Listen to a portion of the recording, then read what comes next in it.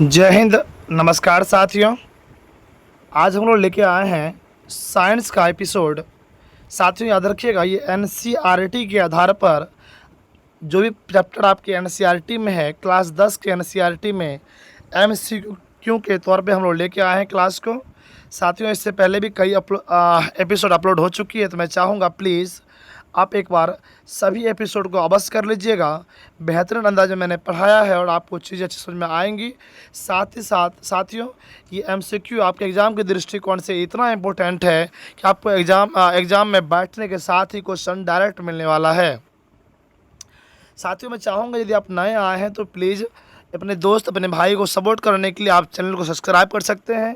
एक लाइक तो बस कर ही दीजिएगा। बाकी अगर बाद में अगर क्लास आपको अच्छी लगती है तो आप लास्ट टाइम एक कमेंट प्यारा सा बस कर दीजिएगा। तो मैं उम्मीद करते हैं आप मेरी बातों को अच्छे समझे होंगे और नए आए हैं सब्सक्राइब भी अवश्य किए होंगे। साथियों चलिए हम बढ़ते हैं अपने प्रश्न की तरफ। और छोटी सी क्लास होगी, 20 क्वेश्चन हम लोग करेंगे यहाँ पे। और छोटी सी क्लास, आप लोग अगर जानते होंगे जवाब देने का प्रयास भी कीजिएगा, नहीं जानते होंगे तो सीखने का प्रयास कीजिएगा। ठीक है, चलिए आगे बढ़ते हैं।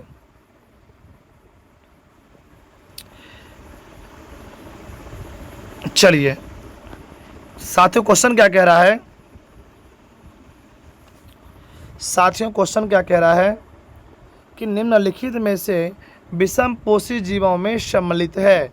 निम्नलिखित में से विषमपोषी जीवों में सम्मिलित है।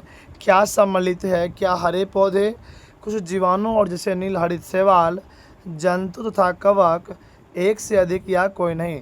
साथियों विषमपोषी जीवों में क्या सम्मिलित है? तो आप कहेंगे साथियों सर जंतु एवं कवक दोनों सम्मिलित हैं। आप कहेंगे, क्या कहेंगे दोस्त? जंतु एवं कवक दोनों सम्मिलित है। ध्यान रखिएगा ये लेवल क्वेश्चन की बहुत हाई होगी। जब एग्जाम में क्वेश्चन पूछने का जहाँ चांस रहता है मैं वही पढ़ाने का प्रयास भी करता हूँ। अगला क्वेश्चन क्या कह रहा है साथियों? अगला प्रश्न कह रहा है दोस्त, मानव शरीर में उपस्थित जैविक उत्प्रेरक कौन से हैं? मानव शरीर में उपस्थित जैविक उत्प्रेरक कौन से हैं? क्या वो एंजाइम है, हार्मोन है, विटामिन है, एक से अधिक या कोई नहीं? तो मानव शरीर में उपस्थित जैविक उत्प्रेरक कौन से हैं? साथियों आप कहेंगे सर इसका सही जवाब ऑप्शन नंबर ए एंजाइम इसका सही जवाब हो जाएगा। जब पूछे आपसे कि मानव शरीर में उपस्थित जैविक उत्प्रेरक कौन से हैं, आप कहिएगा एंजाइम है। क्या कहेंगे आप? एंजाइम है। अगला कह रहा साथियों, स्वपोषी जीवों के कार्बन तथा ऊर्जा की आवश्यकता किस प्रक्रिया द्वारा पूरी होती है? स्वपोषी जीवों की कार्बन तथा ऊर्जा की आवश्यकता किस प्रक्रिया द्वारा पूरी होती है? रसायन संश्लेषण, प्रकाश संश्लेषण, उत्सर्जन या एक से अधिक या कोई नहीं? मुझे बताइए पहले आप स्वपोषी किसे कहते हैं? आप मुझे बताएंगे साथियों। पोषण दो प्रकार के होते हैं। अगर आपसे पूछा जाए एग्जाम में कि पोषण कितने प्रकार के होते हैं, आप कहिएगा पोषण दो प्रकार के होते हैं। पहला कौन होता है साथियों? तो स्वपोषी होता है, दूसरा आपका परपोषी होता है। साथियों स्वपोषी क्या होता है? वे जीव या वे पेड़ पौधे जो खुद का भोजन स्वयं से बना लेते हैं, जो दूसरे पे आश्रित नहीं होते हैं, जो किसी के आधार नहीं बनते हैं, बस खुद से बना लेते हैं भोजन को, वही आपका स्वपोषी कहलाता है। आप मुझे बोलेंगे कि सर स्वपोषी कौन सा होता? तो आप कहेंगे साथियों पेड़ पौधा को छोड़ के सब का सब परपोषी है। सिर्फ पेड़ पौधा ही ऐसा होता है जो स्वपोषी होता है, बाकी जितना भी कुत्ता बिल्ली गाय भैंस यहाँ तक कि आदमी भी सब का सब परपोषी है। आप बोलेंगे सर बस आदमी कैसे परपोषी? आदमी तो खुद से खाना बनाता है ना। आप क्या बोलेंगे साथियों? आदमी जो सर आदमी जो होती है वो तो खुद से खाना बनाती है ना। सर वो तो खुद से खाना बनाती है ना। तो मैं बताना चाहूँगा साथियों आप खाना बनाते नहीं हो, आप खाना पकाना जानते हो। खाना बनाता तो कौन है? वो आपका पेड़ पौधा, क्योंकि वो उसको किसी की ज़रूरत नहीं पड़ती है, वो खुद से खाना बनाना प्रयास करता है। तो स्वपोषी जो होता है साथियों आपका पेड़ पौधा होता है, पर मानव क्या है? तो परपोषी है। वही बोल रहा है यहाँ पे वही बोल रहा है स्वपोषित जीवों की कार्बन तथा ऊर्जा की आवश्यकता किस प्रक्रिया द्वारा पूरी होती है। साथियों याद रखिएगा, प्रकाश संश्लेषण के द्वारा पूरी होती है। प्रकाश संश्लेषण के द्वारा साथियों पूरी होती है। मुझे बताएंगे आप ग्लूकोज का सूत्र क्या होता है। साथियों ग्लूकोज का सूत्र क्या होता है, तो याद रखिएगा C6H12O6 क्या होता है साथियों। ग्लूकोज का अगर आपसे सूत्र एग्जाम में पूछ दे कि ग्लूकोज का सूत्र निम्नलिखित में से कौन ग्लूकोज का सूत्र होगा, तो आप बोलिएगा C6H12O6। क्या बोलना है, और मुँह से बोलिए C6H12O6 होता है।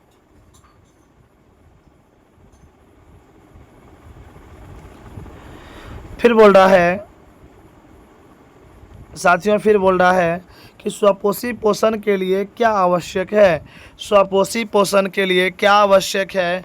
क्या कार्बन डाइऑक्साइड तथा जल, क्लोरोफिल, सूरज का प्रकाश या सभी। ध्यान रखिएगा, एक पौधों को भोजन बनाने के लिए साथियों, बनाने के लिए साथियों इस पौधे को भोजन, ये तीनों का तीनों आवश्यक तो होना चाहिए। मतलब कह सकते हैं हम इस स्वपोषी कौन होता है, तो आप बोलेंगे पेड़ पौधा होता है।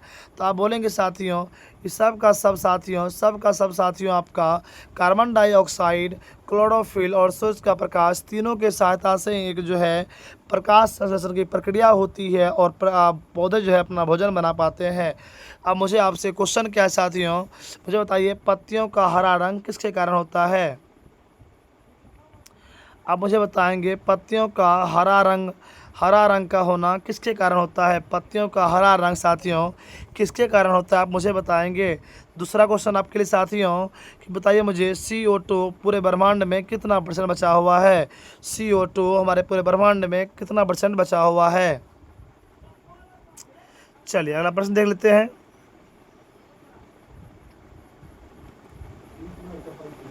प्रकाश संश्लेषण की प्रक्रिया किसकी उपस्थिति के अनिवार्य नहीं है।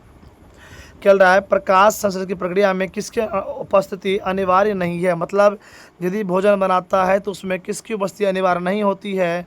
तो साथ इसका ध्यान रखिएगा, इसका सही जवाब हो जाएगा साथियों ऑप्शन नंबर ए, ऑक्सीजन का बिल्कुल सही जवाब हो जाएगा। क्योंकि सूर्य के प्रकाश होने चाहिए, कार्बन डाइऑक्साइड होने चाहिए और क्लोरोफिल भी होने चाहिए। तो ये तीनों उसको चाहिए ही चाहिए। लेकिन यहीं पे ऑक्सीजन की बात करेंगे हम लोग, नहीं चाहिए। ऑप्शन नंबर ए हम लोग टिक करने वाले हैं। प्रकाश संश्लेषण की प्रक्रिया में किसकी उपस्थिति अनिवार्य नहीं है, तो आप कहेंगे साथियों ऑक्सीजन की उपस्थिति अनिवार्य सर नहीं है। मुझे बताइए क्या चीज़ें समझ में आपको आ रही है, क्या आपको पढ़ने मज़ा आ रहा है साथियों। यदि आ रहा है तो एक चैनल को सब्सक्राइब तो कर ही दीजिएगा साथियों। Please I request all of you channel को सब्सक्राइब अवश्य कर दीजिए। बाकी एक लाइक तो बनता ही बनता है, प्यारा सा कमेंट अवश्य कर दीजिएगा साथियों, कर दीजिएगा। अगला प्रश्न क्या कह रहा है दोस्त, प्रकाश संश्लेषण में क्लोरोफिल का कार्य क्या होता है। प्रकाश संश्लेषण में क्लोरोफिल का कार्य क्या होता है। कार्बन डाइऑक्साइड का अवशोषण, रासायनिक ऊर्जा का अवशोषण, प्रकाश ऊर्जा का अवशोषण। आप कहेंगे साथियों इसका ऑप्शन नंबर सर हम जाएंगे सी के साथ, ऑप्शन नंबर सी के साथ जाने वाले हैं। आप बोलेंगे सर प्रकाश संश्लेषण में क्लोरोफिल का कार्य प्रकाश ऊर्जा का अवशोषण होता है। मैं बता देता हूँ साथियों, पत्तियों का हरा रंग होना क्लोरोफिल वर्णक के कारण होता है। क्लोरोफिल इसी क्लोरोफिल वर्णक के कारण होता है साथियों। पत्तियों का हरा रंग क्लोरोफिल वर्णक के कारण नहीं होता है। आप इस बात को भी याद रखिएगा, इस बात को भी आप याद रखिएगा।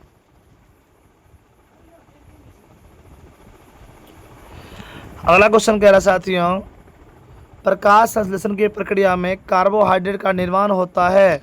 प्रकाश संश्लेषण की प्रक्रिया में कार्बोहाइड्रेट का निर्माण होता है। वे किस कार्य में प्रयुक्त होते हैं, वे किस कार्य में प्रयुक्त होते हैं। क्या पौधे गैसीय विनिमय में, पौधों को ऊर्जा प्रदान करने में, या पौधों को विसरण में। ध्यान रखिएगा साथियों, मेरा ये गलत जवाब है, ये भी गलत है, लेकिन ये मेरा सही जवाब है। पौधों में विसरण, प्रकाश संश्लेषण की प्रक्रिया में कार्बोहाइड्रेट का निर्माण होता है। वे किस कार्य होता है, तो पौधों में विसरण के लिए होता है।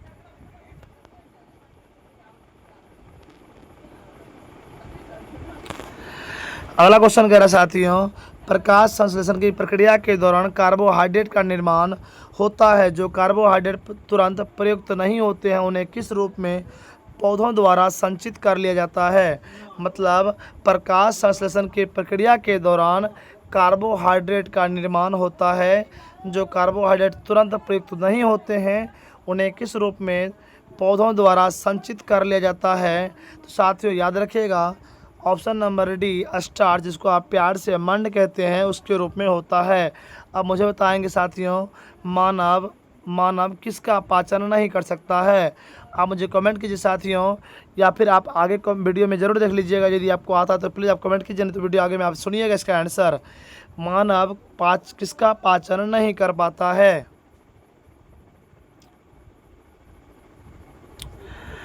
अगला प्रश्न कह रहा साथियों, निम्नलिखित में से पत्तों में किस चीज़ की उपस्थिति प्रकाश संश्लेषण के प्रक्रम का संपन्न होना दर्शाती है। बोल रहा है पत्तों में से किस चीज़ की उपस्थिति प्रकाश संश्लेषण के प्रक्रम का संपन्न होना दर्शाती है।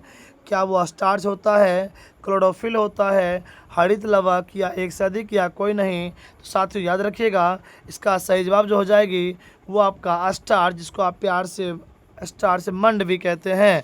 साथियों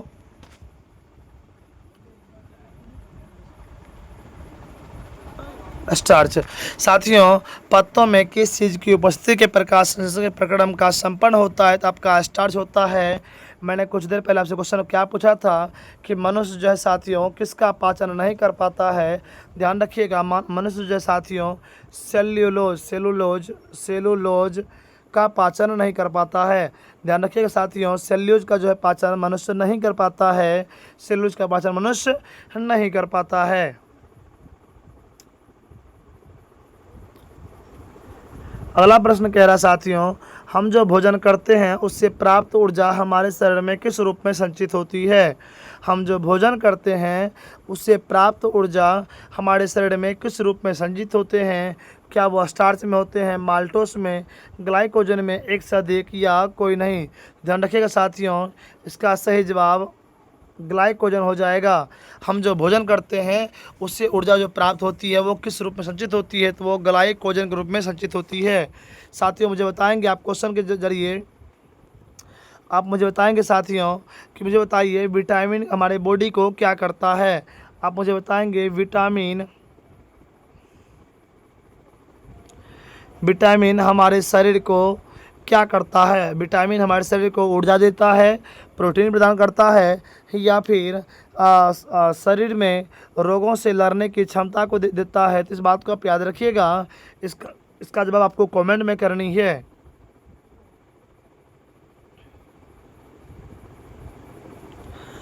क्लोरोफिल पौधों के किस कोशिकांग में पाया जाता है। साथियों कह रहा है क्लोरोफिल पौधों के किस कोशिकांग में पाया जाता है। क्या वो हरित लवक, क्या माइटोकॉन्ड्रिया, केंद्रक, या एक से अधिक। तो ध्यान रखिएगा साथियों इसका सही जवाब हरित लवक हो जाएगा, जिसको आप क्लोरोप्लास्ट कहते हैं। साथियों क्लोरोफिल पौधों के किस कोशिकांग में पाया जाता है, वो क्लोरोप्लास्ट अर्थात हरित लवक में पाया जाता है।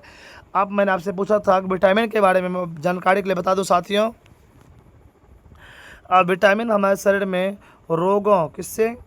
रोगों से लड़ने की क्षमता प्रदान करती है। विटामिन साथियों हमारे शरीर में प्रोटीन भी नहीं देती है, ना कार्बोहाइड्रेट देता है। वो क्या करता है साथियों हमारे शरीर को विटामिन से लड़ने की क्षमता प्रदान करता है। साथियों इस वीडियो में इस चैप्टर में इस प्रश्न के अनुसार आपसे मैं पूछना चाहूँगा कोशिका का पावर हाउस किसे कहा जाता है। आप मुझे बताएंगे कोशिका का पावर हाउस किसे कहा जाता है। साथियों आप मुझे बताएंगे कोशिका का पावर हाउस किसे कहा जाता है।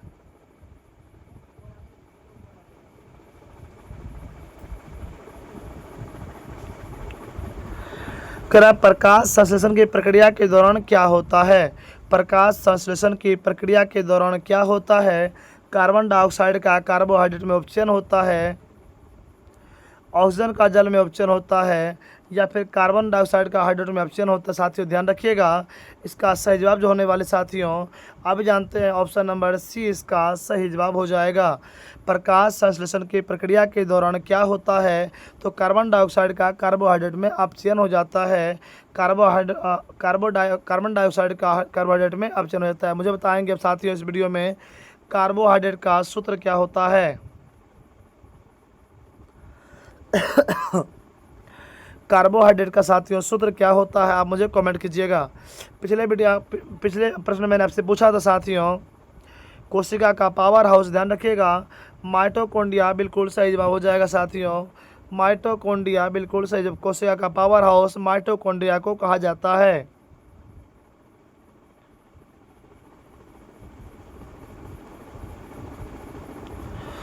किरण, निम्नलिखित में से किस पौधे के रात्रि में कार्बन डाइऑक्साइड लेते हैं तो एक मदद से उत्पाद बनाते हैं तथा दिन में क्लोरोफिल ऊर्जा अवशोषित करके अंतिम उत्पाद बनाता है, तो क्या वो उष्णकटिबंधीय स्थानीय पौधे हैं, मरुद्भिद पौधे हैं या फिर समुद्री पौधे हैं? ध्यान रखिएगा साथियों, इसका सही जवाब मरुद्भिद होने वाले हैं। इसका सही जवाब मरुद्भिद होने वाले हैं। बुल्डा है, प्रकाश संश्लेषण के लिए किस गैस की आवश्यकता होती है साथियों? प्रकाश संश्लेषण के लिए किस गैस की आवश्यकता होती है? क्या CO2, क्या CO2, क्या NO2? तो आप सभी जानते हैं प्रकाश संश्लेषण के लिए CO2, जिसको आप प्यार से कार्बन डाई ऑक्साइड कहते हैं। साथियों, प्रकाश संश्लेषण के लिए किस गैस की आवश्यकता होती है? तो कार्बन डाइऑक्साइड, यानी कि इसको प्यार से आप CO2 कहते हैं, उनकी ज़रूरत होती है। कहता है रंध्रों की संरक्षण कोशिकाओं का क्या कार्य है? रंध्रों की संरक्षण कोशिकाओं का क्या कार्य है? क्या वो केवल रंध्रों को खोलना, केवल रंध्रों को खोलना, केवल रंध्रों को बंद करना, या रंध्रों को खोलना या बंद करना, एक से अधिक या कोई नहीं? तो साथियों याद रखिएगा, इसका सही जवाब हो जाएगा ऑप्शन नंबर सी, रंध्रों को खोलना और बंद करना। रंध्रों को खोलना और बंद करना सही जवाब हो जाएगा। अगला प्रश्न साथियों कह रहा है, पौधे वायुमंडल से पत्तियों में उपस्थित द्वारा कार्बन डाइऑक्साइड ग्रहण करते हैं। पौधे वायुमंडल से पत्तियों में उपस्थित डैश द्वारा कार्बन डाइऑक्साइड ग्रहण करते हैं। क्या वो रंध्र होते हैं, क्लोरोफिल होते हैं, फ्लोएम होते हैं या फिर एक से अधिक या कोई नहीं? साथियों याद रखिएगा, देखिए एक बात ट्रिक दिमाग में बैठा लीजिए, जब भी पौधे की बात करेगा और यहाँ पे और खाना का बात करेगा, तो आप भोजन जैसे बात करेगा तो आप जाइएगा फ्लोएम के साथ। और देखिए इस क्वेश्चन में हालांकि खाना के बारे में बात नहीं किया गया, लेकिन अगर पूछेगा आपसे आप भोजन के बारे में पौधा का, तो जाइएगा आप किसके साथ? फ्लोएम के साथ। और वही बोलेगा जल के बारे में, तो जल संचित कहाँ होता है? बोलिएगा जाइलम। क्या बोले साथियों? जाइलम। हालांकि इसका सही जवाब साथियों, पौधों वायुमंडल से पत्तियों में उपस्थित डैश के द्वारा कार्बन डाइऑक्साइड में ग्रहण करते हैं। आप बोलेंगे साथियों फ्लोएम, इसका सही जवाब हो जाएगा। फ्लोएम इसका सही जवाब हो जाएगा। अगला प्रश्न, अस्टोमेटा के छिद्रों तक खुलना और बंद होना निम्नलिखित में से किसके द्वारा संपादित किया जाता है? अस्टोमेटा के छिद्रों का खुलना और बंद होना किसके द्वारा संपादित किया जाता है? क्या वो क्लोरोप्लास्ट होता है, द्वार कोशिका होती है, वायु कोश होता है, एक से अधिक या कोई नहीं? ध्यान रखिएगा ऑप्शन नंबर बी इसका सही जवाब हो जाएगा। द्वार कोशिका इसका साथियों बिल्कुल सही जवाब होने वाली है। अस्टोमेटा के बारे में पूछेगा आपसे तो ध्यान रखिएगा, द्वार कोशिका इसका बिल्कुल सही जवाब हो जाएगा।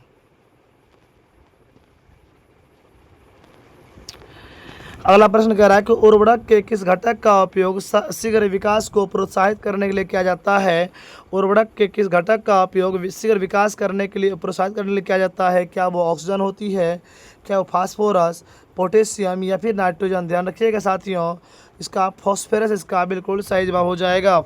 साथियों आगे बढ़ने से पहले मैं आपसे चाहूँगा, प्लीज़ हाथ जोड़ता हूँ, यदि आप नए आए हैं तो आप प्लीज़ चैनल को सब्सक्राइब कर दीजिएगा, एक लाइक तो कर ही दिए होंगे और प्यारा सा कमेंट अवश्य कर दीजिएगा। ये दोस्त आपका भाई राजेश आपके लिए ही तो मेहनत कर रहा है साथियों, प्लीज़ आप एक लाइक एक कमेंट कर दीजिएगा। मैं चाहूँगा मैं जो आपके जो है कमेंट बॉक्स में टेलीग्राम लिंक दे दूँगा साथियों, आप ज्वाइन अवश्य कर लीजिएगा साथियों, अवश्य ज्वाइन कर लीजिएगा। मैं आपसे चाहूँगा प्लीज़ आप अवश्य ज्वाइन कर लीजिएगा।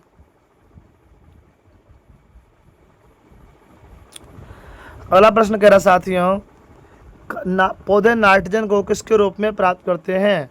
पौधे नाइट्रोजन को किसके रूप में प्राप्त करते हैं? क्या वो नाइट्रिक ऑक्साइड, अमोनिया, नाइट्रेट, एक से अधिक या कोई नहीं? ध्यान रखिएगा साथियों, इसका सही जवाब जो होने वाली है नाइट्रेट, इसका बिल्कुल सही जवाब हो जाएगा। पौधे नाइट्रोजन को किसके रूप में प्राप्त करते हैं, तो नाइट्रेट इसका सही जवाब हो जाएगा। साथियों ये लास्ट क्वेश्चन मैं फिर से बोल रहा हूँ आपसे, यदि चीज़ें आपको अच्छी लग रही है तो प्लीज़ आप मेरे साथ बेईमानी मत कीजिए साथियों। देखिए ऊपर वाला सब देख रहा है तो प्लीज़ आप एक कमेंट अवश्य कर दीजिएगा। आपका ये भाई हमेशा आपके लिए खड़ा रहेगा। टेलीग्राम ज्वाइन करके आप टेलीग्राम ज्वाइन कर लीजिएगा और जो भी प्रश्न होगा आप आराम से वहाँ पूछ सकते हैं। कह रहा यदि एक गमले में लगे पौधे और पोटेशियम युक्त बर्तन को कांच से बने सीलबंद बर्तन से ढककर एक सप्ताह के लिए सूर्य के प्रकाश में रख दिया जाए तो क्या होगा? क्या पौधा लंबा हो जाएगा? प्रकाश संश्लेषण की कमी के कारण पत्ती पीली हो जाएगी, पर अधिक प्रकाश संश्लेषण के कारण पत्ती हरी हो जाएगी या एक से अधिक? ध्यान रखिएगा साथियों, इसका सही जवाब जो हो जाएगा आपका ऑप्शन नंबर बी, प्रकाश संश्लेषण कमी के कारण पत्ती पीली हो जाएगी। साथियों यदि आपके बॉडी में खून नहीं होता, आपका बॉडी कैसा पीला नहीं होता, एकदम होता है साथियों, तो पत्ती का भी रंग पीला पीला हो जाएगा। साथियों मैं चाहूँगा यदि आप नए आए हैं तो सब्सक्राइब कर दीजिएगा, एगो लाइक तो बस कर ही दीजिएगा, प्यारा सा कमेंट बस कर दीजिए, टेलीग्राम पे ज्वाइन भी हो जाइएगा। साथियों ये दोस्त आपका मेहनत कर रहा है आपके लिए, तो प्लीज़ आप इतना तो कर ही सकते हैं। साथ ही मैं थोड़ा बात कर लेता हूँ TRE4 के बारे में। साथ ही ध्यान रखिएगा TRE4 की नोटिफिकेशन आपकी अगस्त महीने में आएगी। साथियों जो सूत्र के हवाले से मालूम पड़ी है वो नोटिफिकेशन आपके साथियों अगस्त के महीने में आने वाली है, और अगस्त में ही साथियों आपका नोटिफिकेशन, लेकिन हालांकि एग्ज़ाम आप साथियों आपका नवंबर दिसंबर यहाँ तक कि जनवरी भी जा सकता है। ये कर्व सच्चाई है जो आपको जानना पड़ेगा। साथियों एक और ज़रूरी सूचना, सुबह के 10 बजे आपको भूगोल लेके आता हूँ, जबकि दिन के 1 बजे मैं गणित लेके आता हूँ और रात के 8 बजे मैं विज्ञान लेके आता हूँ। तो आप तीनों क्लास अवश्य ज्वाइन कीजिएगा। बहुत बहुत धन्यवाद साथियों जुड़ने के लिए, बहुत बहुत धन्यवाद। तब तक के लिए जय हिंद, नमस्कार।